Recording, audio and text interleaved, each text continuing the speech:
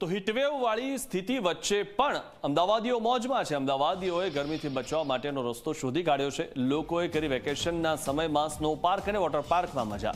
બાળકો સાથે મોટેરાઓ પણ સ્નો પાર્કના ક્રેઝમાં તેમનામાં પણ વધારો થયો છે। ત્યારે 42 ડિગ્રી તાપમાન વચ્ચે પણ -5 થી 7 ડિગ્રીનો અનુભવ અમદાવાદીઓ કરી રહ્યા છે। ઉનાળાનું વેકેશન અને વેકેશન આપણે ગરમીમાં કેવી રીતે મનાવી શકીએ તો ગુજરાતીઓ એનો પણ રસ્તો શોધી નાખ્યો છે। અત્યારે જે તાપમાન મોટા ભાગના જે જિલ્લાઓ છે એમાં 40, 41, કેટલાક જિલ્લાઓમાં તો 42, 43 ડિગ્રી પણ પહોંચી શકે છે। ત્યારે લોકો અમદાવાદમાં રહીને જે જાણે શિમલામાં હોય તે પ્રકારનો અનુભવ કરી રહ્યા છે અને આ અનુભવ થઈ રહ્યો છે સ્નો પાર્કમાં। અમદાવાદના જુદી જુદી જગ્યાએ જે પણ સ્નો પાર્ક છે, વોટર પાર્ક છે, ત્યાં લોકોની ભીડ જોવા મળી રહી છે। લોકો સાથે વાતચીત પણ કરીશું। આપ જણાવો, પરિવાર સાથે આવ્યા છો? હા, કેટલું એન્જોય કરી રહ્યા છો? ફૂલ એન્જોય, બહુ જ એન્જોય। અચ્છા, આટલી બધી ગરમીમાં પણ ગુજરાતીઓએ તો રસ્તો શોધી કાઢ્યો છે ઠંડક।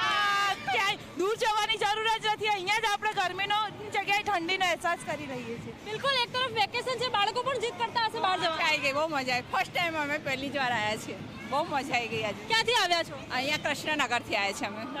નરોડા કૃષ્ણનગર, નરોડા। છોકરાઓને તો એટલી બધી મજા આવી રહી છે કે આ મમ્મી અમે કંઈક અલગ જ દુનિયામાં આવી ગયા છીએ।